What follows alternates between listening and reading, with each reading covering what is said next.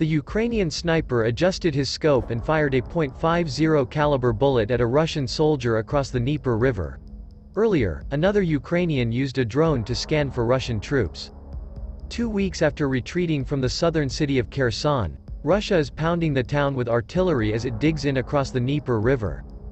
Ukraine is striking back at Russian troops with its own long-distance weapons, and Ukrainian officers say they want to capitalize on their momentum.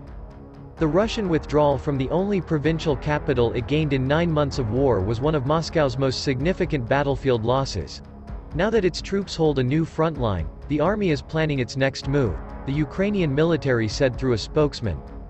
Ukrainian forces can now strike deeper into the Russian-controlled territories and possibly push their counteroffensive closer to Crimea, which Russia illegally captured in 2014. Russian troops continue to establish fortifications, including trench systems near the Crimean border and some areas between the Donetsk and Luhansk regions in the east. In some locations, new fortifications are up to 60 kilometers, 37 miles, behind the current front lines, suggesting that Russia is preparing for more Ukrainian breakthroughs, according to the British Ministry of Defense. The armed forces of Ukraine seized the initiative in this war some time ago, said Mick Ryan, military strategist and retired Australian Army Major General. They have momentum. There is no way that they will want to waste that. Crossing the river and pushing the Russians further back would require complicated logistical planning. Both sides have blown up bridges across the Dnieper. This is what cut Russian supply lines, and this is also what will make any further Ukrainian advance beyond the left bank of the river more difficult, said Mario Bikarski, an analyst with the Economist intelligence unit. In a key battlefield development this week, Kyiv's forces attacked Russian positions on the Kinburn Spit, a gateway to the Black Sea basin, as well as parts of the southern Kherson region still under Russian control. Recapturing the area could help Ukrainian forces push into Russian-held territory in the Kherson region, under significantly less Russian artillery fire, than if they directly crossed the Dnieper River, said the Institute for the Study of War, a Washington-based think tank. Control of the area would help Kyiv alleviate Russian strikes on Ukraine's southern seaports and allow it to increase its naval activity in the Black Sea, the think tank added.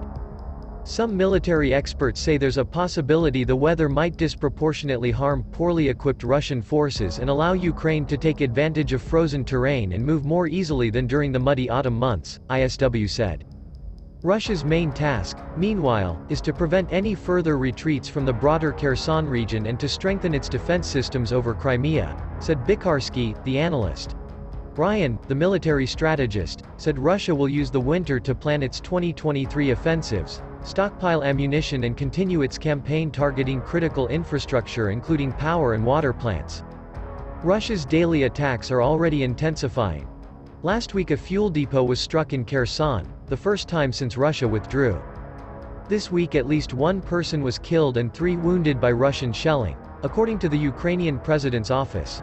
Russian airstrikes damaged key infrastructure before Russia left, creating a dire humanitarian crisis.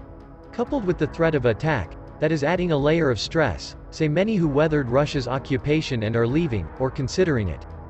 Ukrainian authorities this week began evacuating civilians from recently liberated parts of Kherson and Mykolaiv regions, fearing lack of heat, power and water due to Russian shelling will make winter unlivable.